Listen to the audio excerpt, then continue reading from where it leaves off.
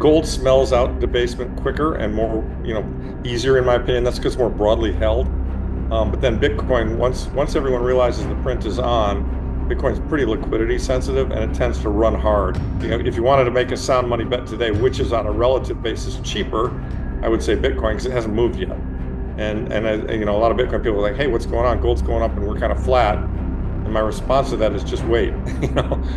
You should be happy that gold's going up because it means Bitcoin's about to go up next. That's the pattern. Lepard starts by making one thing clear. He loves both gold and Bitcoin. To him, they are not rivals. They are allies in the same fight against inflation and government money printing. Gold, he says, has stability and a 5,000-year track record as money. It's slow-moving, steady, and universally accepted. Bitcoin, on the other hand, is the younger, more volatile counterpart, a digital invention that can dramatically outperform gold during liquidity expansions.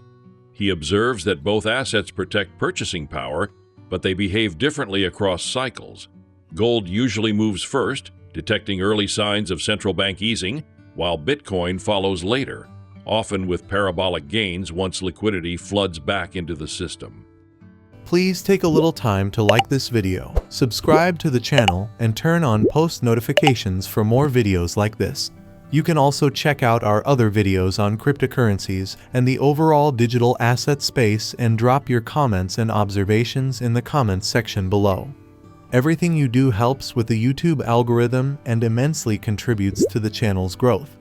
Thanks and enjoy the video. Well, right now, actually, I like Bitcoin more because it's behind gold. Look, first, let's just get some things out of the way. I love them both. They both have great characteristics, and they're both going to go much higher. And they're both ways of protecting yourself against inflation. One is more stable and has a longer history. That's gold. The other is more volatile, but can outperform gold and has kind of outperformed gold, although recently it's kind of been lagging relative to gold. And that's Bitcoin. The gold tends to move before Bitcoin.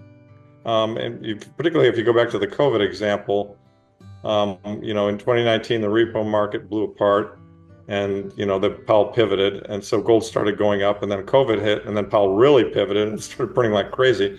And gold really went up. It was pretty interesting because Bitcoin sat there flat for some period of time, a fairly significant period of time. And then, of course, Bitcoin woke up and went from 10,000 to 60,000 in a short period. So, gold smells out debasement quicker and more, easier in my opinion. That's because it's more broadly held.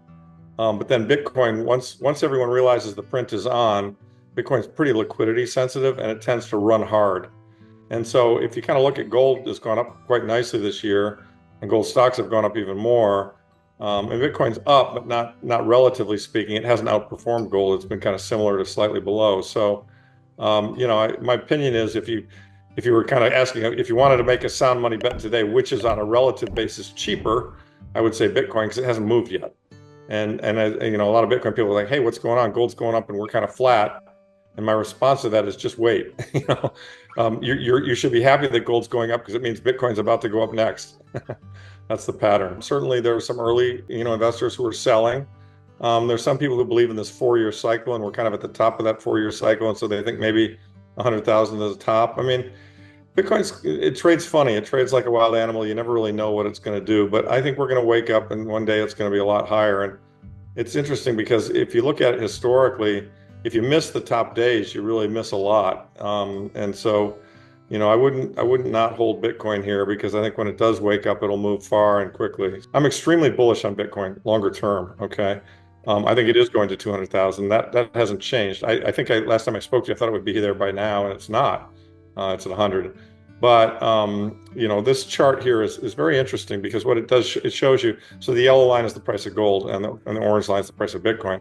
And if you look at the left-hand scale, that's the Bitcoin price, okay? And if you look at the right-hand scale, that's the gold price. And so the scales are different. This is interesting to note. Notice how they generally have tracked together, but also notice how the scales are different. So while gold started this chart at 1,500 and it's gone to 4,000, Bitcoin started this chart at 10,000 and it's gone to 100,000. So gold's gone up, 3x or a little over 2.5 to 3x, and Bitcoin's gone up 10x.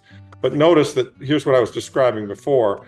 In the earlier days in 2019, see how there was the Powell pivot right there and gold went up quite rapidly and Bitcoin flat as it can be.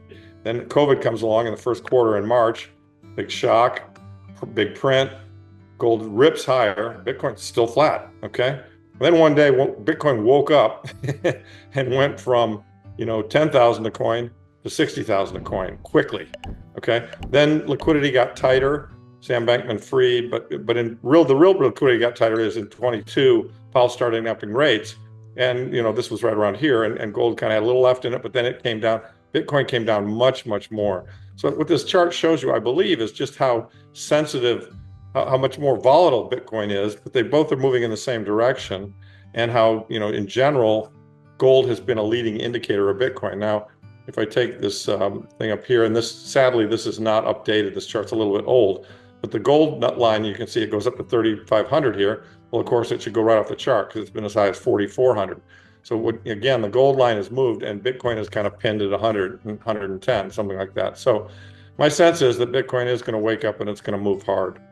So I'm not really worried about it. But you're right. I did blow the call in the sense that I thought it would be there by now. So some people make the point about that same point about Bitcoin, that it can't be quote unquote sound money. Yeah, I like to turn that actually on its head and say, is it gold going up or is it the dollar going down? and the same with Bitcoin. And I think that, I think the reason I define sound money is money that is not issued by the government, because we all know the government can print more, and money that has a fair set of rules around it. And, gold is geologically constrained, and, you can't fake an ounce of gold, although people have tried.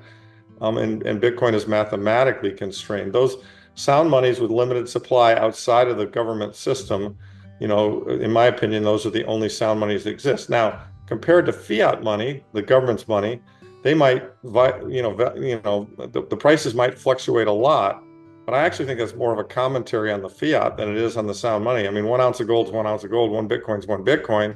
I think the reason the prices have been so volatile in this transition period here is I think we're going through a period where fiat is really being questioned. And, you're now, I like to liken it to like we're in a theater and there's a little bit of smoke and a few people are like, whoa, hang on a second, I want to get out of here. And pretty soon everybody's could figure it out.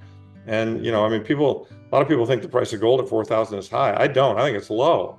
I think gold's going to 10,000, 20,000, 50,000, because that's how much fiat money has been printed, in the same way that I think Bitcoin is going to much higher prices too. So to me, the volatility is more a comment on the loss of faith in the fiat system. I mean, if you look at a chart of what happened in any great hyperinflation, it always starts out slowly, but then over time, money is a confidence game, and if it comes to the point where we all lose money or all lose confidence in the money, it's gonna fail very quickly, and so and it'll be very volatile. I mean, I'm sure you've seen the Mermican Capital chart that shows the volatility, right, during Weimar. Lepard also takes time to differentiate Bitcoin from the broader crypto ecosystem. While he acknowledges that some blockchain projects have interesting applications, such as smart contracts or tokenization, he's clear that no other crypto asset matches Bitcoin's sound money properties. He points out that many altcoins are essentially centralized tech companies masquerading as decentralized networks. Ethereum, for instance, has changed its monetary policy multiple times and has identifiable leaders. Bitcoin, in contrast, has no CEO, no foundation, no central authority. It is purely distributed, maintained by a global consensus of miners and node operators who enforce immutability and scarcity. Mapping it against the Nasdaq's tricky. I think they're two different things, but they both are driven by liquidity. I mean, one thing that is very true about Bitcoin is it's a liquidity-driven thing, and it also has some portion of the Bitcoin demand is all the other altcoins and all the other cryptos, which I think are nonsense, to be frank. And so, I try to avoid those coins and I just focus on Bitcoin. And I think that, I do know that there were people on Wall Street who were doing something along the lines of they were shorting Bitcoin, or they were shorting Bitcoin and going long the Nasdaq, which I think is a colossal mistake. But because the two, they were correlated, they thought that was a good pair trade. I suppose people could see that and believe it. I personally don't think it makes any sense at all, but it is what it is. But let me, I'm going to pull up another chart that I think you'll find interesting. So here, this is a chart. This is from a New Orleans investment presentation, which I just gave. at the conference. So notice same chart as before, Bitcoin and gold. Gold in this case is white and the Bitcoin is orange. And if you lag the two, what you see is that, again, they match up better. They match up more closely when you do a 100-day lag. And so again, over here in 2025, what we've seen is, as we all know, in September, gold really broke out and went on a tear. It went up to 4,400. Bitcoin's just sitting right here. But that means it's pretty, in my book, it's pretty close to probably following through. So I just think it's another interesting data point about, the trend on both the assets. And I mean, the important thing, David, I know you understand it very well because it's the area you cover, is that what's happened is the world has become very aware of this monetary debasement trade. You see JP Morgan talking about it. I mean, I was shocked to see Morgan Stanley changing their allocation. They were 60% stocks, 40% bonds. Now they're recommending 60% stocks, 20% bonds, and 20% gold. And I was like, wow. I mean, they manage trillions and trillions of dollars. And so you're seeing a growing awareness of what those of us in the sound money community have been saying for, decades, but most particularly the last few years, which is they just can't stop printing money. And, we're now seeing, as we move into current events, and I'm sure we'll talk about this, we're now seeing all kinds of indications. I mean, Powell at the recent press conference said the money, the balance sheet would have to grow. Lori Logan, one of the Fed governors, she said indeed the balance sheet was going to have to grow. I mean, this is really QE. Now they're not calling it QE. They're just saying, well, we're just expanding it to make the plumbing work. And, okay, that's a nice excuse, but let's face it, it's money printing. So, the market has figured that out, and that's why gold and silver and Bitcoin prices have been so strong. Ethereum has contracts and smart contracts, and people are trying to tokenize things. And all those, that's all great. I mean, there's to the degree that you can use cryptocurrencies to do things, to tokenize things, that's got value. I don't dispute that. But what I'm trying to point out is that there's really no cryptocurrency, or none of any size. There are a couple of small projects that are similar. There's no cryptocurrency of any size that has the proof of work and the network scale and the immutability of Bitcoin. I mean, Ethereum's monetary policy has changed 7 or 8 times. I mean, all these other coins have somebody leading them who's kind of quote unquote the CEO. I mean, one of the beautiful things about Bitcoin is it's distributed and there is no CEO, and it's all based on consensus, and it's all based on nodes and miners and people voting on what they're going to use. And so you can hard fork Bitcoin and try and say, I'm going to go over in this direction, and fine, but nobody would follow you because everyone's going to stay with the one that's the leader. So yeah, I just think a lot of the other projects, some of them are just outright scams, right? Sure. I mean, we had Sam Bankman-Fried, we had, Alex Mashinsky, we had Monero. I mean, there were just a lot of very, very bad actors who would spin up a coin, try and sell it, run the price up, and then they would dump their coins and take money from people. And that was just criminal behavior.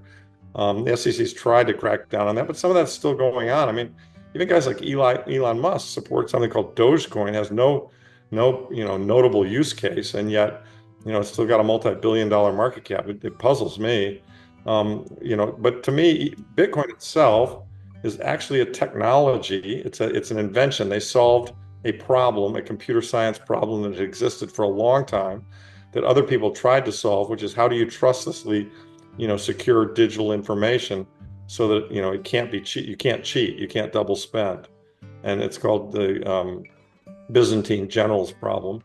And Satoshi, or whoever the Satoshis were, they solved it. And in the beginning, I was quite skeptical. I thought, no, that's not possible, because there were 3 or 4 other prior experiments where they tried it and it didn't work. And so, but here we are. We're 16 years into it. There are 920,000 plus blocks that have been mined. And, and it's been adopted, and, more and more people are coming to the conclusion that, what, this is immutable, and this is a scarce entity, and it is a scarce ledger, and it doesn't necessarily have to be physical the way gold guys think that if it's not physically sound, it can't be money. So he emphasizes that Bitcoin solved the Byzantine generals problem, a computer science challenge that had eluded researchers for decades. It created a trustless system of digital ownership where double spending is impossible, a fundamental breakthrough in the history of money. After 16 years, over 920,000 blocks mined, and hundreds of billions in market value, Bitcoin's security and scarcity have stood the test of time. For Lepard, that makes Bitcoin not just a financial asset, but a technological invention of world historic importance, Lepard also highlights how institutional sentiment is shifting. Even conservative firms like Morgan Stanley have quietly changed their asset allocation models, from the traditional 60% stocks, 40% bonds, to a new mix that includes 20% gold.